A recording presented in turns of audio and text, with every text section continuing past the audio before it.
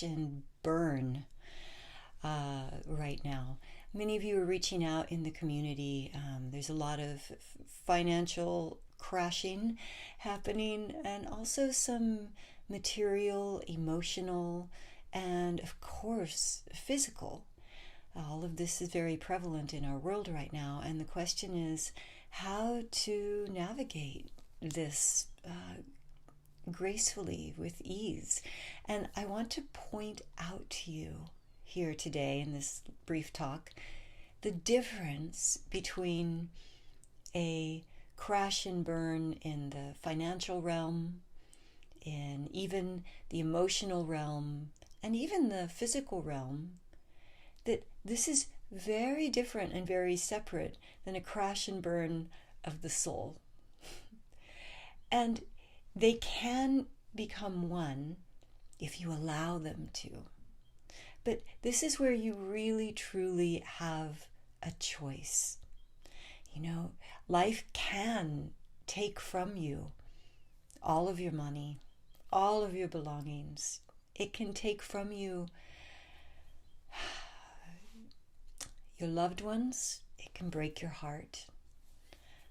It can even take your physical wellness away from you. But what it can't take from you is that spark, that light that is your soul, that which animates your body, that which is the core of who you are.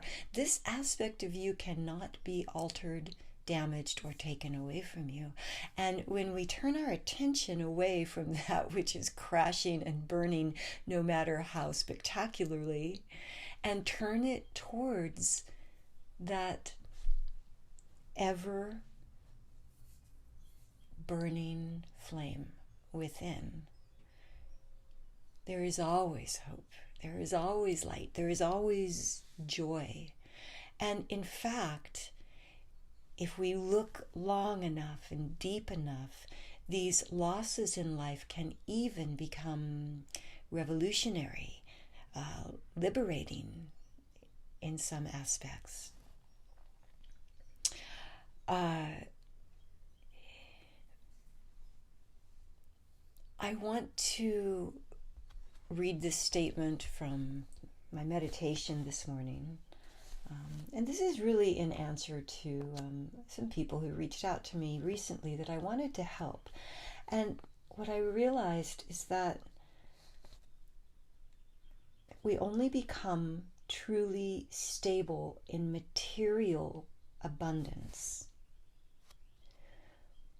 when the comforts of life fill in around us for the purpose of enriching our ability to maintain that inner temple. Now, what does that mean? That means that if you build a rich life, you know, maybe you have millions, billions, and mansions and boats and comforts and, you know, all of the things that make one physically comfortable in this world. What if that's all taken away? What is left? If that all goes away, and you built it to have it, to own it, then you are left with nothing. But when we build that inner temple, when we turn our attention within to that inner light, to the center of center, the heart of hearts, that spark in your eye, that joy of just waking up every morning, when we focus on that, what happens is slowly the comforts of life begin to surround us, because we are abundant. You are the energy, the frequency of abundance, of true abundance, not false abundance. And so those comforts of life, the richness begins to surround you. And as it surrounds you, it empowers you to even stay more steadily, more brightly in that inner temple. Now, what happens, you know, if you build that way, what happens if all of those riches are washed away? You're fine. You have your inner temple, and you know that you have only to sit here in that light and allow it to all rebuild around you again. So I know that it's tough sometimes when everything's falling apart. I could tell you a story that will demonstrate to you why I have the audacity to say that I know that's hard. It was just a few years ago. I was 52, and an unexpected breakup left me completely financially devastated and with a very severe broken heart, in absolute shock. It was a breakup that happened 6 days before a wedding. Oh, our wedding, to be specific. And so there I suddenly found myself in the world, needing to rebuild my entire life at 52. This was very daunting, you can imagine. And there were days of absolute darkness. It was my dark night of the soul. But there was a moment, I did this practice every day, and I'm going to share that practice with you today, right now. But I did this practice every single day, in which I would wake up and I would not allow my feet to hit the floor until I found that inner light, that inner joy, true joy within, regardless of all the loss that I was suffering. There was more loss at that time. I remember I received the information of the breakup the day before a triple family funeral. It was that one of those times when you say, really? Are you serious? Like, what did I do to deserve this? Well, what does anyone do? And maybe what I was doing was not putting all of my trust in that inner temple. So, back to the story. Long story short, I found myself, I was living out of the country at the time, and I found myself at a bus station on my way to Glastonbury, where I had a job that was going to pay me 150 quid, 150 pounds. And that was a big deal because at the time I only had 100 pounds to my name. And so I was going to take a train. So I went to the train station, and there was one of those weird terrorist attacks that was happening in Britain a lot at the time, and they shut down all of the train stations. And I came up and said, well, I'll get a bus to the main train station. Well, they'd shut down all the buses in the area too. By the time I got to the main train station, my train for Glastonbury had left. So there were no other options for that day. So I wound up at the bus station, and I did find a bus, but the bus that was going to get there after I was to have done my performance, and it was twice as much money, meaning that it would take more of the money that I had with me, leaving me with not enough money to get a bus ticket back, or a train for that matter. So I took a deep breath, and I called my sponsor and told them what was happening, and they said, it's okay, we'll put you on in the morning. And I said, wonderful. So I got on the bus, and I'm sitting there on this bus, riding through the English countryside, and I'm feeling crushed and scared and all of those things that we feel when we're crashing and burning and life is tumbling around us. And I took a breath, and I said, I better do this. And I went into that place that I go in the morning, where I go in to dig deep and find the light within, because it's all I had. And I realized at that moment that I had a golden ticket. I realized that I had a harp, and I had me. And that's all I had. That's all I had. After buying dinner that night, and there wouldn't be enough money left to get home. So that's all I really had in that moment there at 52. And I said, wow, I think I have a superpower in this. My superpower is that I can share with others that here I am. I have nothing but love to share with you.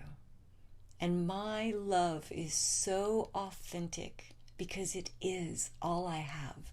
So when you feel it pouring out from my heart and see it glistening in my eyes and shining in my smile, when you feel my authentic love and you know that I have nothing else, not a roof, not enough money to get home, not money for food tomorrow, then you will be moved.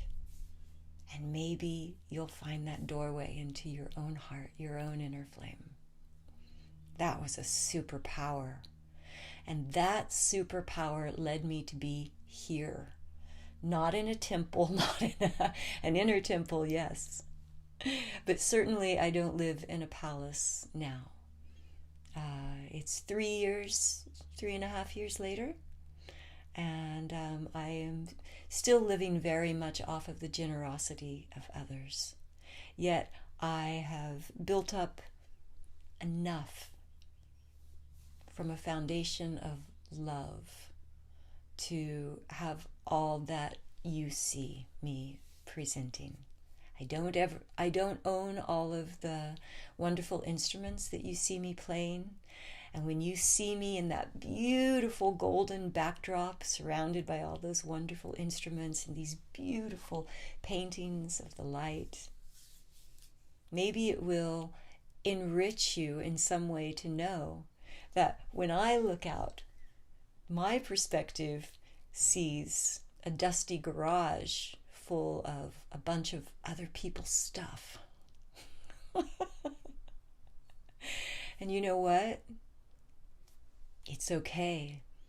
I'm Nelson Mandela sitting in the prison, finding the light to then move out into the most abundant time of his life. I'm Eckhart Tolle sitting on the park bench for 2 years before he wrote his book and then became truly abundant in his life. So don't you be afraid of that chapter of lack and loss that you're in right now. The only thing that matters is that you find that little light within, and it is always there. Now, there's the most two important qualities that I have learned through all my years of spiritual questing: practice and patience. You may not be able to unearth that flower from under the stone the very first time you go in to look. And so it means that you look again and you keep digging, and maybe you start spending more time, and maybe you find new ways to inspire you. Maybe you find nature. Maybe you find meditation. Whatever it is, you keep practicing with great patience until you find that spark. And once you find it, then the whole world opens up. You know what it feels like, and you go in to find it again, and you become diligent.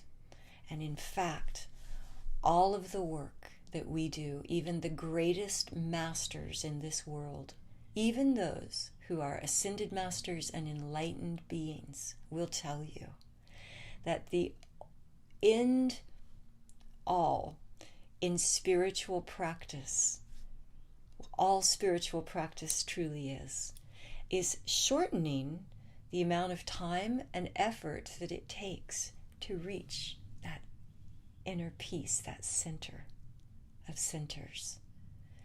And so it doesn't matter how long it takes you to find it the first time. Once you find it, the next time it will take a little bit less, and a little bit less, and you keep practicing with great patience, and you will find that you find these inner pathways. Oh, if I think about this, it leads me to this, which kind of opens that doorway into that peaceful place. Whatever your practice is, however it unfolds for you, you find it every day. And so that practice that I want to really leave you with today, I call it first waking practice. And that first waking moment of the day, I'm like everybody else. I wake up and I think about all those things that I have to do, and all those things that didn't work, and all those emergencies, and all those fires burning, and all those phone calls, and all those emails, and all that stuff. And it's a rabbit hole. And the anxiety builds within me, and almost a panic can ensue, just like everybody else.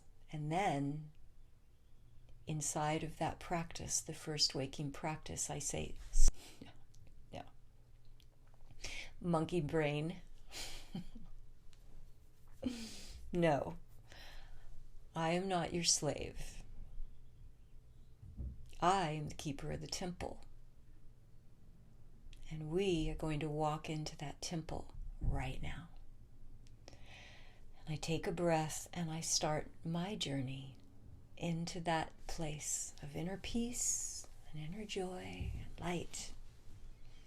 And I stay there until I am so aligned with it, bursting with true inspiration and vision and intuition and all those things that feel really my own and my own joy, that a smile spreads across my face. And now I know that I'm ready to head into my day because I have laid a foundation. That love, that alignment is the foundation of my day. And to as much as I possibly can, I speak and act and live from that foundation all day long. That is the foundation that cannot be taken away from you, even as it all crumbles. You know, if those who are fighting so hard for all of this power right now in the world, if they understood that even if they hold all the power in the world, that it will not give them this joy. It will only give them loneliness, separation, and the anxiety to continue holding on to that power. They too would seek this inner temple. For if that power is taken away, they would truly be empty and lost. So,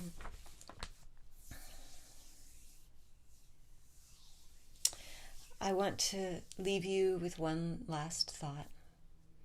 You know, when we sit in that beautiful temple, it's not unlike actual temples. If any of you have ever visited the beautiful temples of Asia, Southeast Asia, you have seen these beautiful, immaculate, abundant, physically rich, beautiful temples, very often golden temples